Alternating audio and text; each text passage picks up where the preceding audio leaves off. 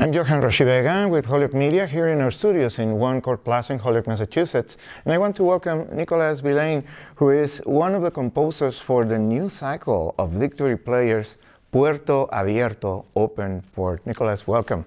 Thank you for having me.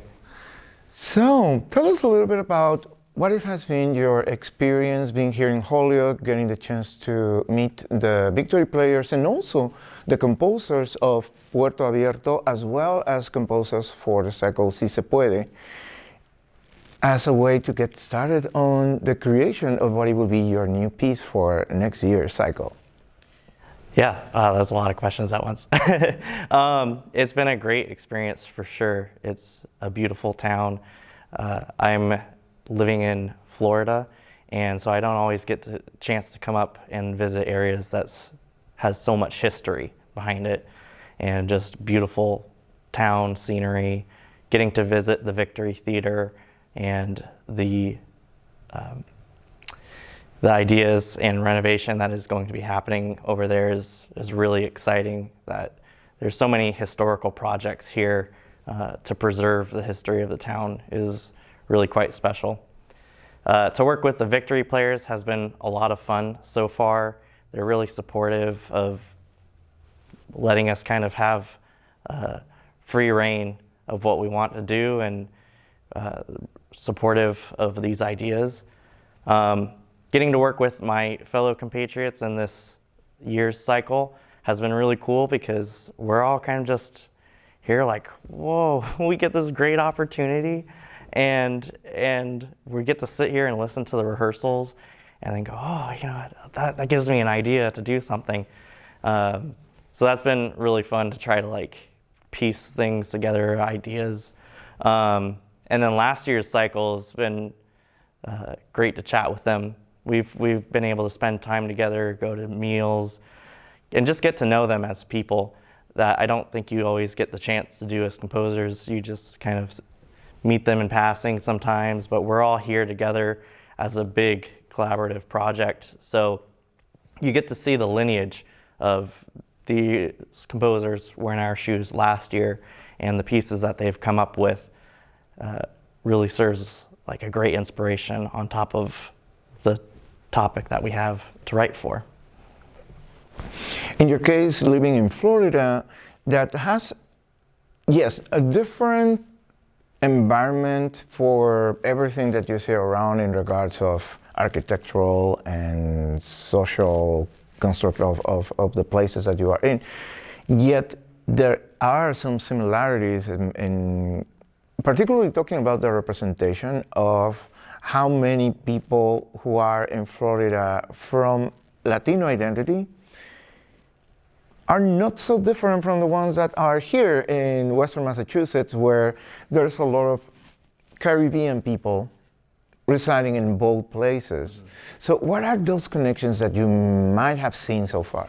Yeah, well, so I've always lived in areas that have had a lot of Hispanic representation. I'm originally from Southern California, and then in Florida there definitely is a great mix of people, particularly because of the tourism industry there in Central Florida. There's a lot of Brazilians, Cubans down in Miami. My best friend is Colombian, and then my partner and her family are from Puerto Rico. So that's kind of my big tie-in to all this, is that they have opened their doors to me and welcomed me into their family, into their culture, and have allowed me to experience it from a inside view, and just have welcomed me and said, you know, it doesn't matter if you're outside and you don't know exactly everything, we're here and we're happy to have you around. And I like that mention of you don't always know everything, because even among Latino people, that is constantly happening. Mm-hmm. And it's interesting. And I would like to ask, what it has been so far in your personal experience, having that Puerto Abierto, that open port to you, as an experience of learning about the culture, the history, the music, the food? Yeah, you know, I'm always open to learning new things. I think anybody who spends as long as time in school as some of us do, I'm getting my doctorate degree, just love learning. I have a passion for learning. And I really enjoy sitting down and listening to my friends and family, my partner's family, chat with people from different countries and go, oh, you know, this is funny how this is so similar, but in a way it's also so different. And just be able to absorb that information is something that I do take pleasure in, and just learning and getting to know more about the world outside of what I know. How do you think the inspiration that you're getting from this residency will reflect in the piece that you will be premiering next year? So my piece is inspired by Paranda, and so in a literal sense, with the open doors aspect of it, is that they go to people's house and they try to wake them up, you know, if they're sleeping, and they open their doors in, they come and sing, and they have a little party, and then they join along, and it gets bigger and bigger until it ends up at the big final house, right? And so that's like the literal sense of the open indoors part of it. But I've also been able to participate in a small one with my partner's family in Central Florida. And so we got to go around to their Puerto Rican neighbor's house and do it. And so that was a great experience that I actually had great joy of being a part of. And so when I was looking at trying to come up with a topic, you know, I was talking to my partner's mom and asking, like, hey, what do you have great ideas for? Like, and she gave me a lot of ideas. Particularly, she loves coqui frogs. She was like, you should write a piece about the coqui frogs. And when I really thought about it, I wanted to just embrace the way that they have embraced me in the piece, and pay a little bit of homage to that, and how they have opened their doors to me figuratively. So there's two sides of it. And then when it comes to being here up with in Holyoke with the Victory players and this organization, is just compounding that every single bit of the way, with being in the spaces that we're staying at while we're here, being able to go in and out of rehearsals, open door rehearsals, be able to listen in and go, oh, I'm gonna go into a practice room over in Mount Holyoke College, that they have opened their doors for us and put us into these spaces. And then with MIFA doing the Victory Theater, they gave us the tour, and they're like, well, you guys are Victory theater artists now, and you're part of the MIFA family. So every bit of the way, it just feels like more and more doors are being opened and welcoming people in, and it's just been a really wholesome experience. How it has been the interaction with the rest of the cohort of composers for Puerto Abierto that are coming together for the first time to interact with the Victory players, to know about the city of Holyoke, and to get some source of inspiration from it, but conversations and beginning to know each other, and possibly those influences that come from those interactions. How has that been for you? It's definitely made me want to be productive. We've been able to try to work on fragments, ideas, and normally I consider myself a very slow writer. I take a very long time to write. I usually will even take 3 months before I even put pen to paper when I'm writing a piece.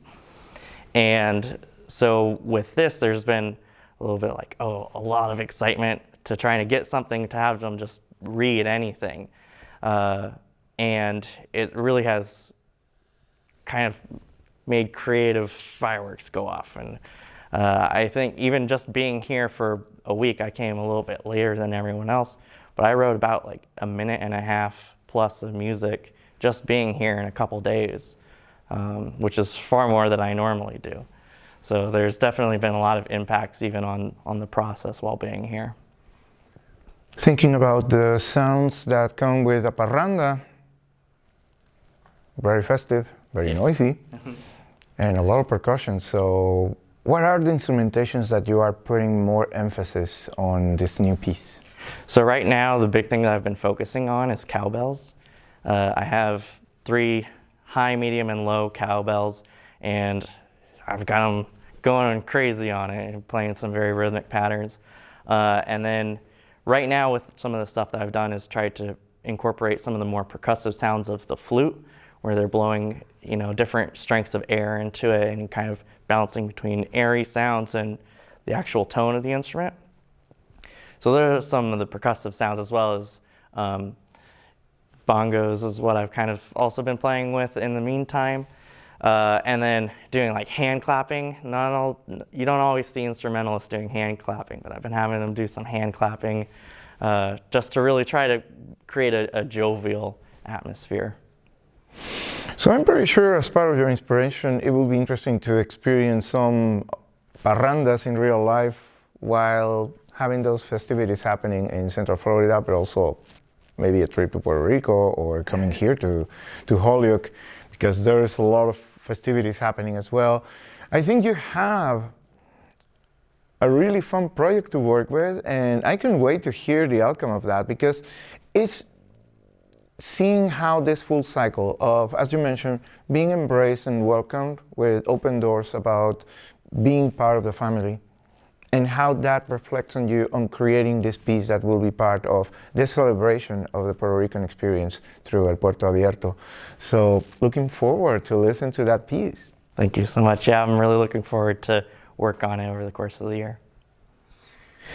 This is our conversation with Nicolas Villane, who is one of the composers of the cohort of Puerto Abierto, of Victory players who will be premiering their pieces next year. Thank you again, Nicolas. Thank you so much.